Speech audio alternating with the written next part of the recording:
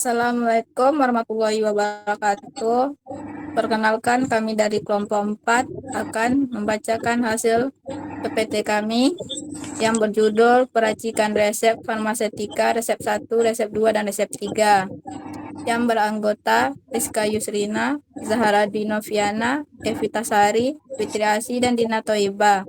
Yang pertama akan dibacakan oleh Evita Sari. Prinsip screening resep.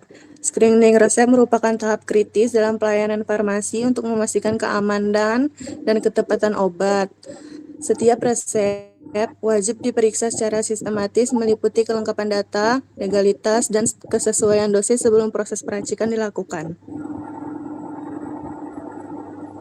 Perhitungan dosis dan penimbangan bahan. Perhitungan dosis yang tepat merupakan dasar keselamatan pasien dalam peracikan obat.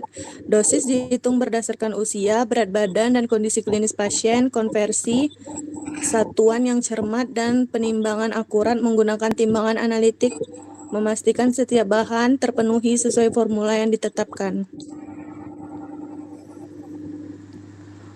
Prosedur peracikan farmasetika. Yang pertama itu titurasi dan levigasi. Titurasi penggerusan serbuk secara bertahap untuk campuran homogen.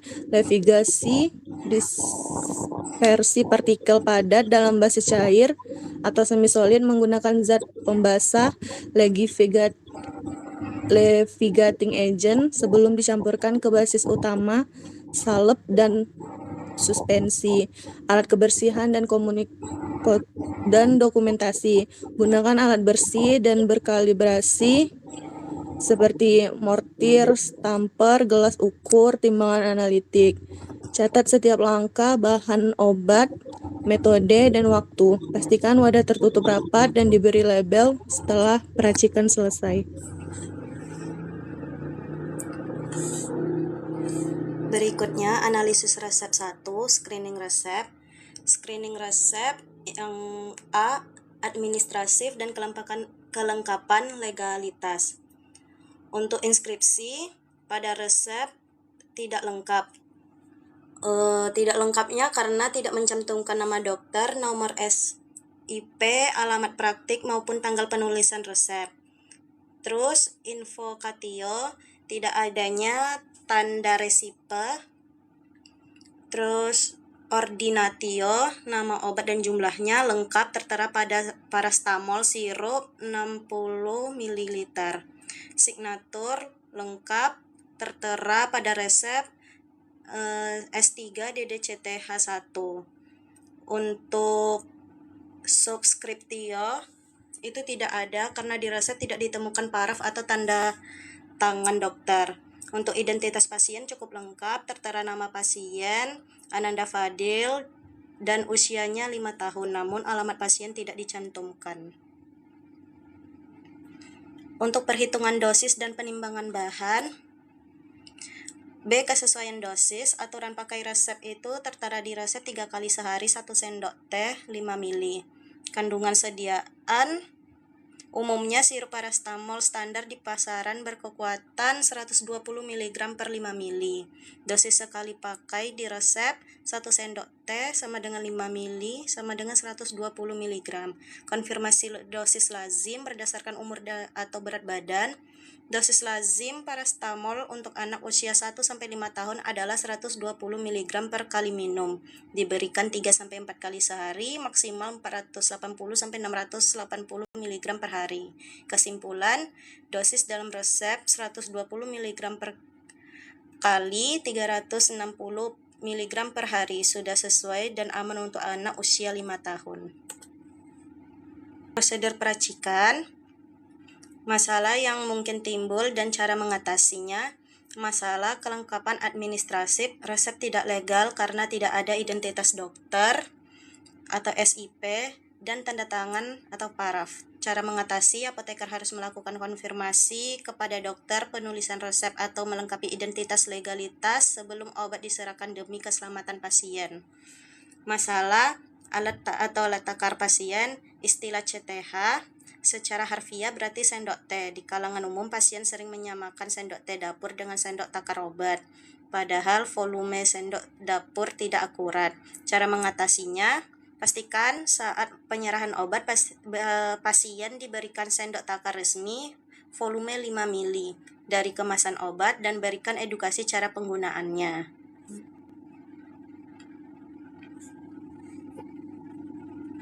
Untuk kopi resep dan etiket bisa dilihat.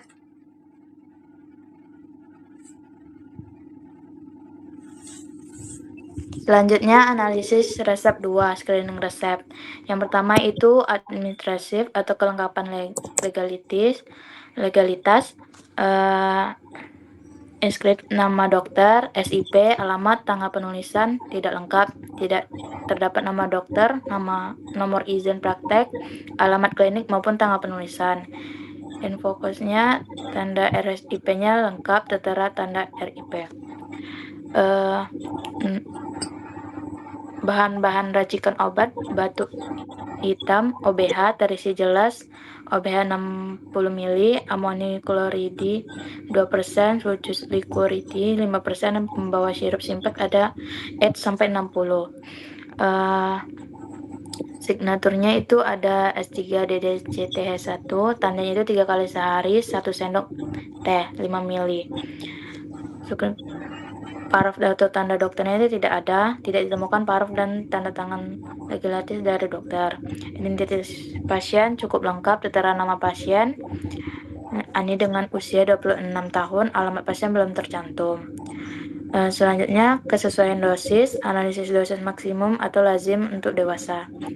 Aturan pakainya itu 3 kali sehari, 1 sendok 5 ml. Komponen utamanya memiliki dosis maksimum amonikloridin. Berdasarkan Farmakopeia Indonesia, DM amonikloridin untuk dewasa adalah sekali 2 gram per hari 10 gram.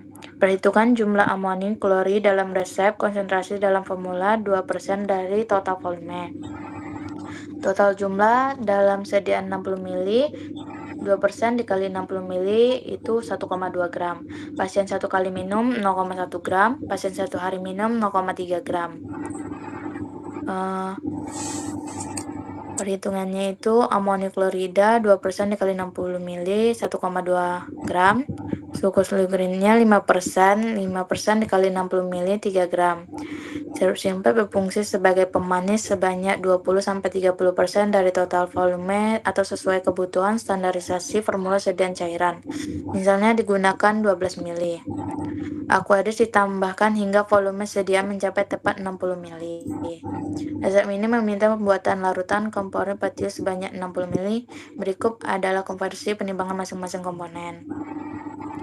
Prosedur peracikan itu siapkan alat peracik seperti timbangan, mortir, stapel, gelas ukur, corong, botol 60 ml dan setarakan timbangan. Timbang sulcus liquoritiumnya sebanyak 3,0 gram, larutkan di dalam mortir dengan air panas secukupnya. Kurang lebih 3 kali bobot sulcus kerus hingga larut sempurna dan homogen. Timbang amonikloridin sebanyak 1,2 gram, larutkan dengan sebagian aqua destilata di dalam cawan atau gelas beker hingga larut. Masukkan larutan amonikloridin ke dalam mortir yang telah berisi larutan sulcus, aduk hingga merata. Tambahkan sirup simplex ke dalam campuran tersebut, aduk hingga homogen. Masukkan seluruh campuran obat dari mortir ke dalam botol wadah melalui corong. Bilas mortir dengan sedikit sisa air, masukkan air bilasan ke dalam botol. Genapkan volume cairan dengan menambahkan air hingga mencapai tanda batas 60 ml pada botol obat. Kocok botol hingga merata. Pasang tutup botol, bersihkan permukaan luar botol lalu tempelkan etiket. Masalah yang mungkin timbul dan cara mengatasinya. Sulcus liquorinnya sukar larut jika hanya menggunakan air bersuhu ruang dan dapat membentuk gumpalan. Mengatasinya, proses pelarutan wajib menggunakan air panas dan mendidih di dalam mortir panas agar zat dapat terdispersi secara merata menjadi larutan yang jernih. Selanjutnya, ketiadaan identitas dokter serta tanda paraf validasi. Mengatasinya, lakukan konfirmasi langsung kepada dokter yang bersangkutan untuk mengesahkan dokumen resep rujukan ini. Ini kopi resep dan etiketnya. Selanjutnya ada analisis resep 3, screening resep. Screening dan